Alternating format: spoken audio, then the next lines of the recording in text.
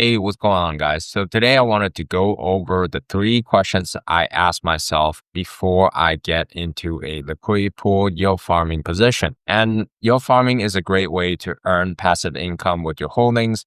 But if you're not careful while you're doing it, you could lose a lot of money in the process as well from stuff like, for example, the inherent loss that you're locking in or from like the price depreciation alone, right? So let's go over that in this video. And I've personally deployed over 100 different liquidity pool positions on my personal wallet. And if you count the clients I've worked with, then I've deployed hundreds and hundreds of positions, right? So the first and the most important thing I ask myself is, am I actually bullish on the underlying asset, right? When we're yield farming with concentrated liquidity pools, we're often earning the fees with the underlying asset and stuff like ETH to USDC. We're basically betting on ETH going up in value in the long term, right? And if the asset bleeds out over time, it's very likely that you could be losing money in the process, even while you're earning fees. So asset selection is really important. And this is the LP pyramid framework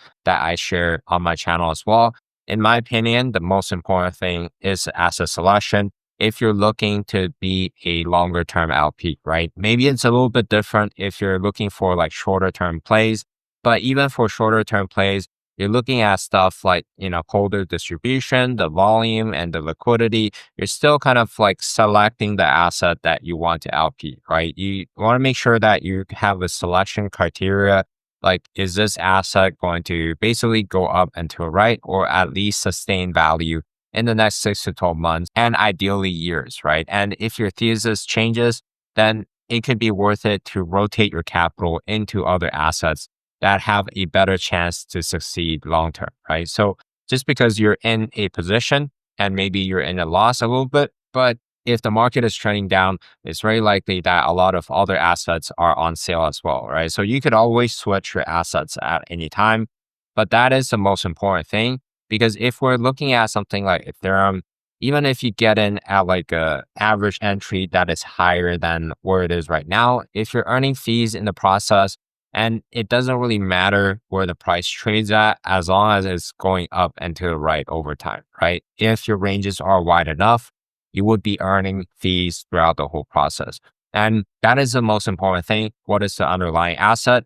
And is it going to actually increase in value over time, right? And if we're looking at like smaller layer ones that are a bit more risky, maybe something like Say, you could see that if you got in at a pretty high entry and your APR wasn't able to cover the loss, the prices are just trending down, then it's very likely that you could be losing money in the process, even if you're earning a ton of fees, right? And one more thing that we got to realize is that a lot of times with the fees, if you guys are living in a country that you have to report these taxes, you're going to have to pay income taxes on those fees that you've earned, right? So it could turn into a pretty bad situation really quickly if the asset basically trends to zero, right? So that's why it's the first question that I like to ask myself when I'm considering to like yield farm a particular position.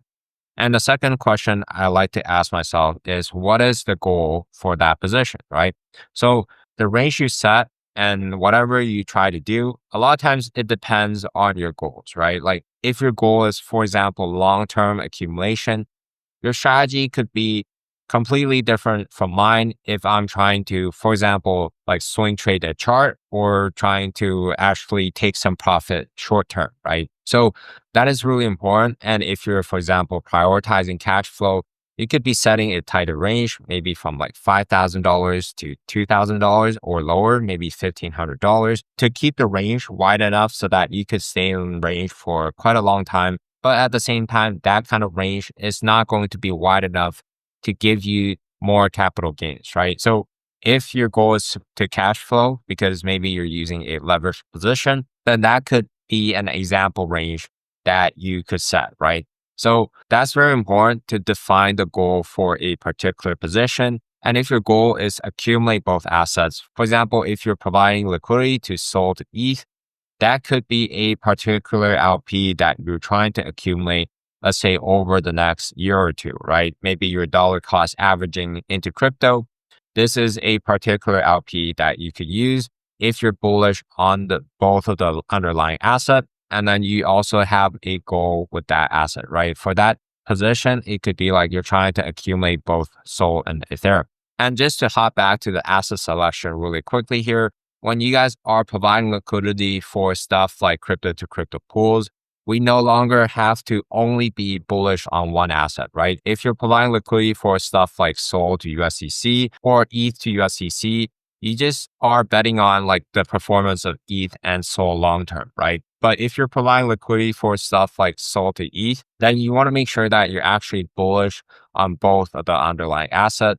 The reason why is, let's say like the price goes up really high for Sol to ETH, you're going to be fully converted to ETH, right? And if you really want to hold on to a lot of Sol, then maybe you want to even consider doing like really, really wide ranges, like almost a full range or even full ranges, or you just don't really want to LP this particular pair, right? Because if you don't want to hold ETH, then you should actually be providing liquidity for maybe other pairs that is specific in the Solana ecosystem or stuff like Sol to BTC, right? Because you got to think about the worst case scenario when you're entering into a liquidity pool. And then again, it could happen to the downside as well, right? If Solana significantly underperforms Ethereum to the downside, you're going to be fully converted to Solana. And then if you're not happy with actually holding Solana or investing into Solana, then maybe don't LP this pair, right? So that's really important, what you're bullish on,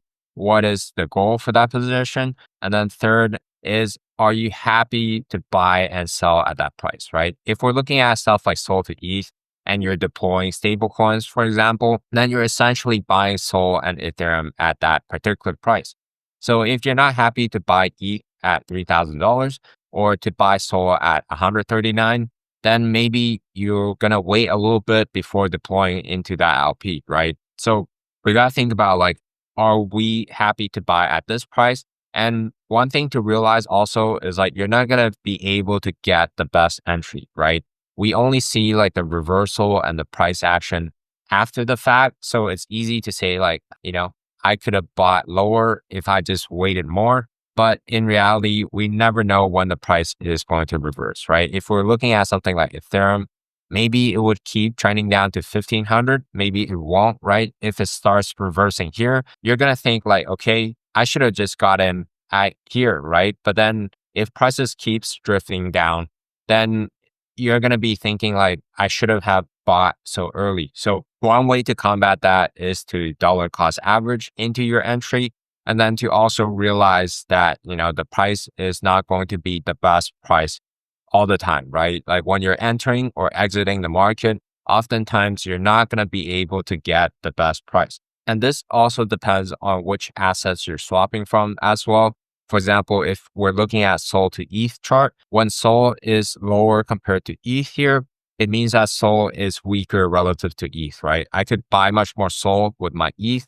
For example, right now, it would cost me 0.046 ETH to buy one Solana. But if I wait until like all the way up here, it would cost me like 0.09 ETH to buy one Solana, right? So if I'm holding a lot of ETH and I'm trying to buy some Solana, then I would be more happy to buy at a lower valuation relative to ETH than when it's trading really high against ETH, right? So that's really important. You got to think about like the crypto to crypto pairs as well and which assets you're swapping from.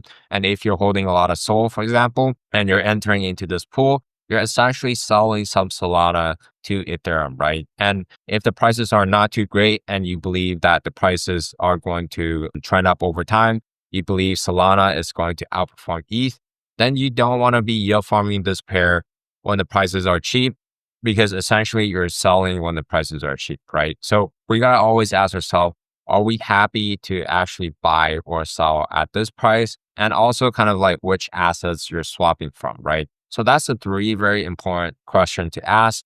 Before you actually hopping into a liquidity pool, you should always be looking at the underlying asset.